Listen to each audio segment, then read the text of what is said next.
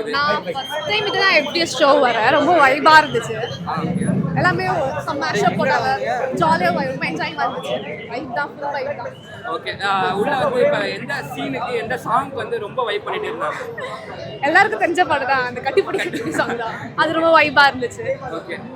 ரொம்ப நாள் கழிச்சு வந்து தளபதி வந்து ஒரு லவ் ஃபிலிம்ல பார்க்கணும். ஆக்சுவலி ரிலீஸ் தான் லவ் ஃபிலிம். அவர் எப்பவுமே கியூட் தான். என்ன பார்த்தாலுமே அழகா தான் இருப்பாரு.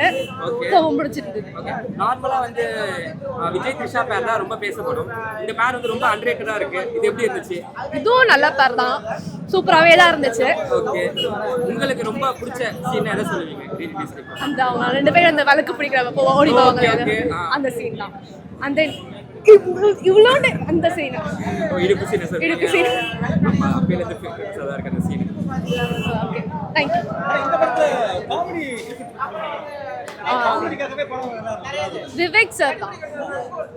அவரை பார்த்தோன்னே அப்படியே அவரோட மெமரிஸ் எல்லாமே ஒரு ஞாபகம் வந்துச்சு. ஸோ நல்லாவும் இருந்துச்சு. ஓகே. நெக்ஸ்ட் என்ன படம் ரிலீஸ் பண்றா சொல்லிருக்காங்க விஜயோட படம்? நெக்ஸ்ட் அவர் சிவகாசி தான் சொல்லியிருந்தாரு. லைனா அப்படியே ரிலீஸ் பண்றோம்னா சொல்லியிருக்காரு. பார்க்கலாம். ரீ ரிலீஸ் ஆக்சுவலி வந்து குஷி உண்மையிலே சூப்பராக இருந்தது. செம ஃபீலு. அதை சொல்லுவாங்களே விஜய் சார் ஒரு இன்டர்வியூவில் சொல்லியிருப்பாரு எப்படி நான் அந்த கதை கேட்டு ஒத்துக்கிட்டேன் அப்படின்ட்டு. ஆனால் செம்ம ஒரு வைபான ஒரு மூவினே சொல்லலாம். லவ் சீன் டிஃப்ரெண்ட்டாக ரொம்ப அழகாக காமிச்ச மாதிரி இருந்தது. அதில் அப்போ நிறையா ஃப்ரேம்ஸ்லாம் வந்து யூஸ் பண்ண மாதிரி ரியாலிட்டிக்காக எடுத்திருந்தாங்க. அதெல்லாம் ரொம்ப நல்லா இருந்தது. ஓகே. ரிப்பீட் இத போட்டாங்களா சாங்ஸ்?